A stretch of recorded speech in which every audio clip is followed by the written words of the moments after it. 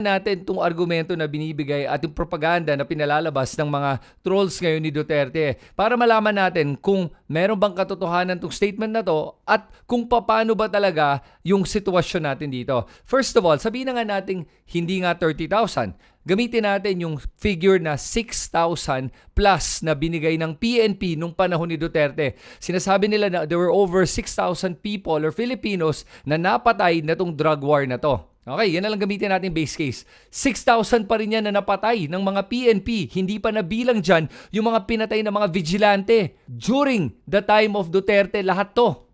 Ano yan? Suddenly, spontaneous lang, nagkaroon ng mga patayan. Kaya nagkaroon ng patayan dahil sa orders ni President Duterte. Kaya nagka-leche-leche ang Pilipinas. Kaya nga gusto nyo siya di ba? Kasi nga pinapatay nga niya yung mga drug addict, di ba? Yun ang sinasabi nyo Alam po nyo, lahat tayo magkakasundo naman tayo na ayaw natin ng droga. Lahat tayo naman siguro magkakasundo at naniniwala na okay naman yung drug war na yan kung totoo. Problema lang dito kasi hindi naman yung drug war yung mga inosente na napatay na pinalalabas na collateral damage lang, pasensya na lang. As Bato would say, shit happens. Hindi po pwede yun Yan po ang pinaglalaban natin. Yung mga maraming namatay na hindi dapat namatay. Kaya kahit sabi mo 6,000 yan, 6,000 pa rin yan na pinatay.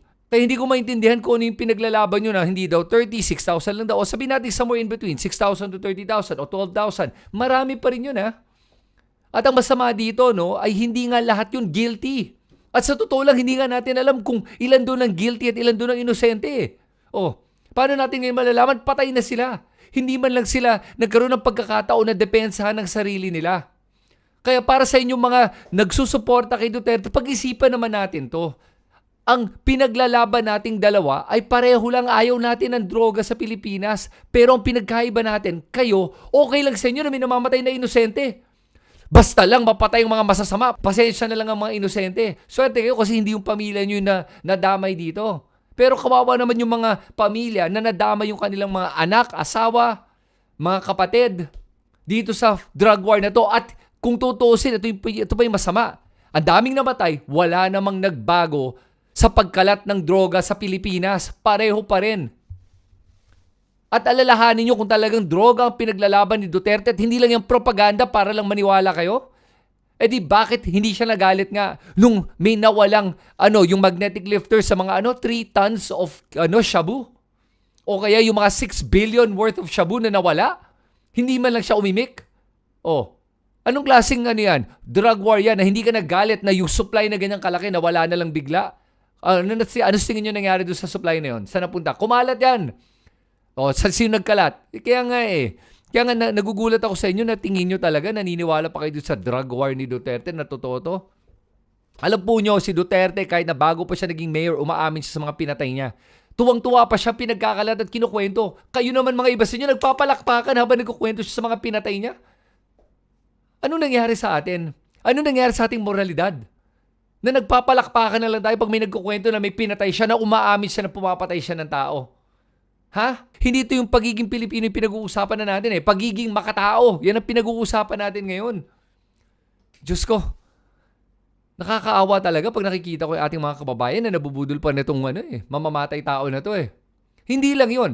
Meron pang isa pang pinagkakalat yung mga trolls ngayon na sinasabi nila, asan daw yung 6,000 o 30,000? Bakit 43 lang daw ang mga nag-file ng kaso sa ICC? 43 victims lang naman daw. Alam mo, sinasabi ko na nga na kahit na 43 lang yan, marami pa rin yan na hindi pwedeng dapat napapatay kung inosente yan mga yan.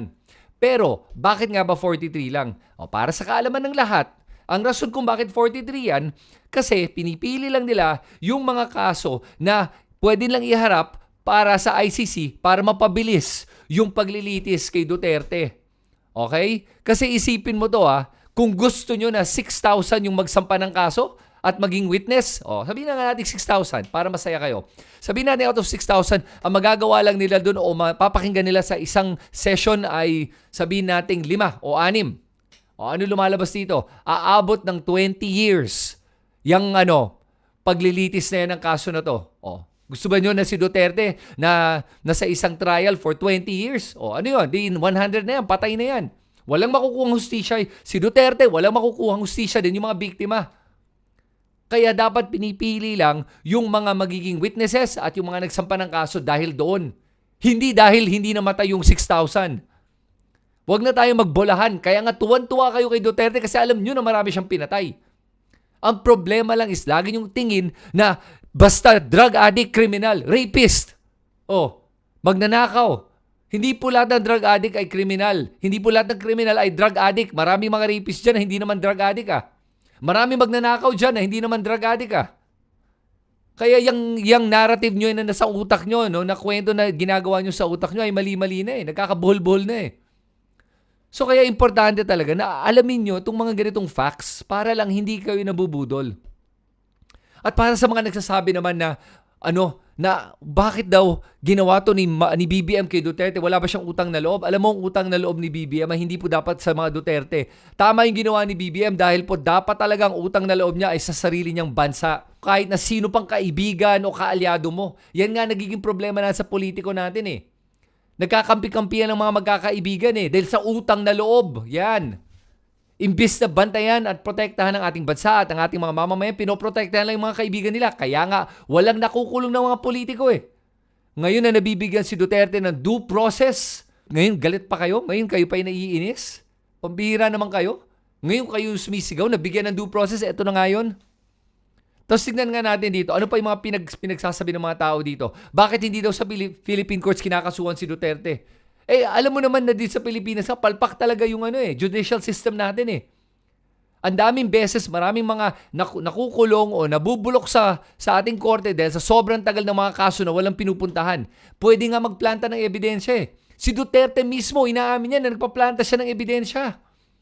O sa mga nagsabi na, yung mga pinapatay lang naman ni Duterte ay yung mga nanlaban. Pambihira ka naman, si Duterte na nga nagsabi pag hindi nanlaban, bigyan nyo ng barel. Pag hindi nanlaban, encourage nyo manlaban. Para lang patayin na nyo. Siya na nagsabi nun . Tapos alam mo na lahat yung, hindi ko kayo maintindihan kung ano pa yung pinaglalaban nyo mismo. Siya na inaamin niya na mali yung ginagawa niya. Inaamin niya na siya mismo inaamin niya. Natatanggapin niya yung lahat ng mali na ginawa niya. Dahil daw para sa ating bansa. Like Panelo said, lokohin mo lelang mo. Kasi po hindi niya po yung ginawa para sa ating bansa. Ginawa niya dahil sa kanyang gusto ng pagpatay ng tao, yung kanyang bloodlust or bloodthirstiness. Yan po ang hinahanap ng isang mamamatay tao. Makatikim ng dugo. Yan ang gusto ni Duterte. At binigyan niyo siya ng kapangyarihan na pumatay ng tao. Pumatay ng ating mga kababayan. Yun yung problema natin. Tapos hindi lang yon. Sasabihin naman niyo dito, na-surrender daw ang isang Pilipino sa dayuhan. Huwag niyo kakalimutan, si Duterte, sinurrender niya ang buong Pilipinas sa China. Kaya nga tayo na-invade na ng China. Mga military bases, napalibot na nga tayo ng mga military bases . Tapos hindi lang yun, dahil kay Duterte, lumawak at dumami yung mga pogos at yung mga kriminal na pumunta dito sa ating bansa. Dahil yan kay Duterte. Kaya dami-daming krimen na pumasok .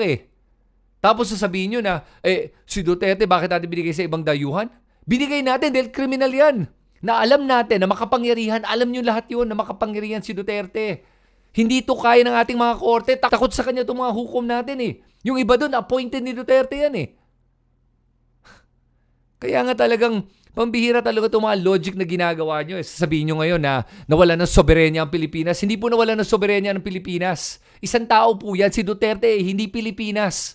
At ang Pilipinas ay hindi lang si Duterte. There's 120 million of us. At yung 120 plus million na yan, okay, marami siyang pinatay.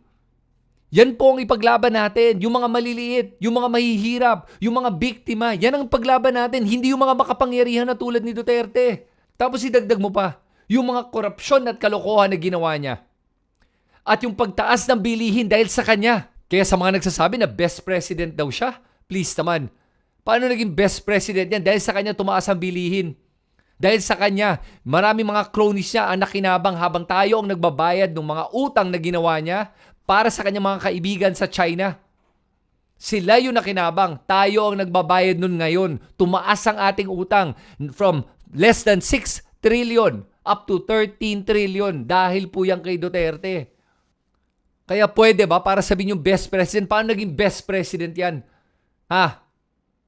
At sa pagsabi ni Sara Duterte na hindi daw ang mga Duterte ang problema ng bayan, actually, kayo nga ang problema ng bayan. Kasi po, mga corrupt kayo, mga mamamatay tao kayo, At abusado kayong lahat. At inaabuso nyo yung kapangyarihan nyo. At ang nakakalungkot dito, sa mga nagsasabi na lahat ng drug addict ay kriminal at dapat pinapatay sila, ano sinasabi nyo? Ha? Kasi si Kitty Duterte at saka si Baste, alam natin na sila, addict din sila. Oh, nagdodroga yung mga yan. Si Duterte din mismo nagdodroga fentanyl. Anong gusto nyo? Oh, kung sinasabi nyo lahat ng mga addict ay kriminal, sinasabi ba nyo kriminal sila? Oh, hindi, di ba? O kaya nga hindi pwedeng selective justice. Either all or none. Ano ba talaga? Pumili kayo. Yun lang yun. At para sa akin, sana talaga mag-isip-isip na tayo ng tama. Huwag tayo nagpapadala sa ating emosyon. Kasi ang problema nakikita ko, kadalasan ng mga tao, ginagamit nila yung kanilang damdamin para mag-isip. Ang ginagamit dapat natin, pag nag-iisip tayo ang ating utak, hindi po damdamin natin. Para hindi tayo nabubudol. O ano pa yung mga ibang fake news na narinig nyo o propaganda na naririnig nyo. At sa mga Duterte supporters, ano pa yung gusto nyong ipagdebate natin. Isulat nyo lahat yan dito sa ating comment section sa ibaba. Susubukan ko sagutin lahat yan. At pag gusto mo yung mga ganitong klaseng bardagulan, sige, mag-subscribe ka sa aking channel at i-click mo yung notification bell na yan para ma-notify ka sa aking mga susunod na video.